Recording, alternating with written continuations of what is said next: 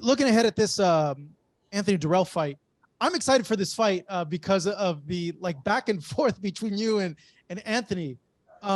Though I've seen interviews where you've said like, "Yo, I don't have a problem with this guy. Like, he's in my division, and like, why should I like someone in my division? I shouldn't like any of these guys in my division. I'm a competitor." I've seen interviews that he's done that he's called you an a-hole and just says that you rub him off the wrong way. Just overall, is it just you guys don't vibe with each other? Is that like where a lot of this animosity is coming from?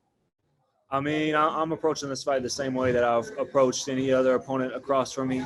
Um, you know, I can't answer the questions that you have for him, but, I'm approaching this fight just like any other fight. And, the fact that I'm not just like bowing down to him or, scared of him or worried about anything that he's got going on, I don't know, maybe it rubs him the wrong way. And, I don't know what his problem is, but that's for his problem. If he thinks he hates me now, he's going to really hate me on October 15th because I promise you, I'm going to give him a vicious ass whooping.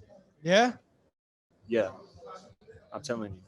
Is it more of the training you're doing, or is it a combination of like you don't feel that he's very – I don't want to – he's good, but you feel he's not at your level, or where is that coming from? He's not at my level. Nothing he does is defense, his footwork, his IQ – his combinations. I mean, there's nothing that he can bring to the table that's going to be able to, put me in the position that he wants me. So he don't work as hard as me. He's not as disciplined as me. He doesn't keep his weight in check year round like I do. I mean, there's nothing in his game where he's going to be able to outshine me. And he knows that. I think that's one thing that has him, flustered at me. It's not like he knows me personally enough to hate me. So why else would you dislike somebody in that type of manner? He knows he can't fuck with me. And I think that's got him high. It's got him bothered. But, hey, he can be mad all he wants. He's not going to do shit about it. So, do you think this fight looks familiar like, the other fights that you've had where it's not very close and it's you doing your thing and shutting him out? Or do you foresee it maybe being a little competitive? He looked decent in his last fight against Madman Hernandez. I mean, the scorecards were close before the stoppage. So, I mean, and that guy was a blown-up middleweight who was getting stopped at 154 pounds. So, before that, he had a draw with a middleweight, Chiron, who's a good fighter. He's also trained by Breadman, but he's a middleweight as well. So, before that, Yildirim really was winning that fight and should have won that fight. That's why he got the Canelo fight before Dirrell did. Before that, he was getting his ass whooped by David. So, I mean, he's not on my level. He's not on my level. He can't do it. That's the plan. Yeah. Yep. How satisfying of a stoppage would that be, just given, the back and forth you guys have had? I mean, it's going to feel good. Just all the things like, putting the I'll never let a white boy beat me stuff up and, just everything that he said once I whoop his ass is going to feel real good. Skin color don't win fights. What's in here wins fights, and what's in here wins fights. And I got stuff in here and stuff in here that he can't fuck with. He ain't on my level. Now, this is the first fight that you've had since that Canelo fight back in November. It's October now. You say you feel you're going to win this fight, but in the future, when you look at 2023, I would imagine you're going to be more active, right? You're going to have 2-3 fights.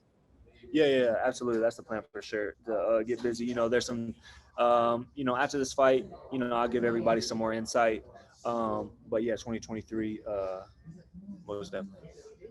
Obviously, the fight that everybody wants to see you in is with David Benavidez. Like, are you fairly confident we finally see that in 2023? David's, I sense that he's extremely frustrated that he can't get anybody to fight him. He wants these fights, and he keeps doing interviews where he's like, hey, no one wants to take these fights with me. Yeah, I've seen some of those where, everything that he's got to say and, his dad say, but a lot of that is bullshit. I don't know if you've seen the video or the article that came out where, we tried to make that fight happen before, and Samson said at one time there needs to be more money and this and that. And then, he'll lock a fight in, and then everyone, I can't speak for nobody else, but then I'll lock a fight in. And then after our fights get locked in, then he wants to start, him and his dad hop on social media and try to get a fight. But it's like, why don't we just make the fight? You know what I'm saying? You get a fight locked in, and then someone else gets a fight locked in, and then you want to make it seem like you want to fight. And, they're just funny about shit like that. They try to spin the narrative, but, I don't care what nobody says. I give a fuck less what nobody says. I know after I win this fight, I'm going to step to the biggest fights that can be made, whether that be Charlo, whether that be David. And, they like to have bullshit like, the amount of money that they want in comparison to like what their opponent would get being me. And, they bullshit a lot. So then what's your response then when they do interviews and they say, hey, Caleb Plant's scared of this fight. He doesn't want to take this fight. We've approached him. We've approached Charlo. Like, they're scared. They don't want to take these fights. I mean, I'm not scared to fight Jose Benavidez with only 16 fights. I'm not scared to fight, Canelo. I'm not scared to, I could have picked a sparring match of a fight coming back now. But I'm not comparing Dirrell to David, but I'm saying coming off a layoff and a loss, most fighters would pick a sparring session of a fight coming back. I chose the biggest fight that could be made. So as far as like fear, being scared, come on, Marcos, knock it off, man. I know. I got to just get your response, to that question. When you look at your training and switching trainers, can you talk to me a little bit about going to Breadman and how that happened and why that happened?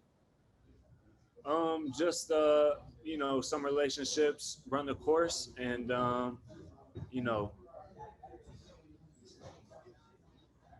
was in a situation where,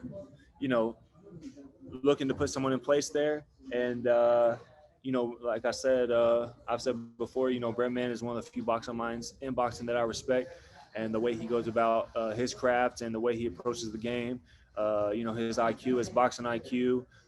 He is a boxing historian as well. And so, I got a lot of respect for people like that, because I'm a person who studies my craft and studies the sport and studies the history of boxing as well. And so, he's someone that I've talked to before. And, when I have certain questions, I go to certain people, I ask them, get their thoughts on it. And he was one of those people. And we got together, we trained a couple times. The chemistry was really good. And so here we are. I'm getting the signal for one last question, Caleb. And that last question for you, my man, will be, when it's all said and done, when 2023 is over, who would you have fought? Who would you have beaten? And what accomplishment will you have by the end of 2023? By the end of 23, if it was up to me, then, I would stop Dirrell. I would get a fight with either Charlo or Benavidez, and then get a fight with the other one. And, I'd have three more good wins under my belt going into 2024, looking for that rematch with Canelo. That's it. You're dead set on that, huh?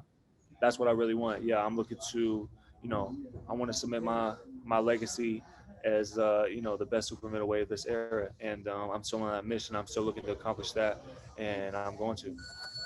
That's great to hear, man. A lot of people don't want to rematch Canelo after they fight him, but you're like dead set on that. Yeah, I'm not scared of him. I damn sure ain't scared of David Benavidez.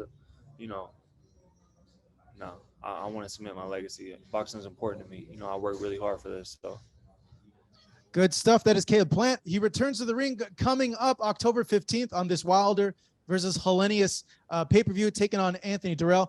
Caleb, man, as always, it's great to see you. Hopefully I get to see you in person soon, man. Thank you for the time. I appreciate it. Yes, sir. Always good to talk to you. Same here, bro. Thank you. Peace. Thank you so much for watching this video, and make sure to subscribe for more videos of your favorite fighters over here on Fight Hub TV, and give us a follow online as well at Fight Hub TV on Twitter and on Instagram. We appreciate it, guys.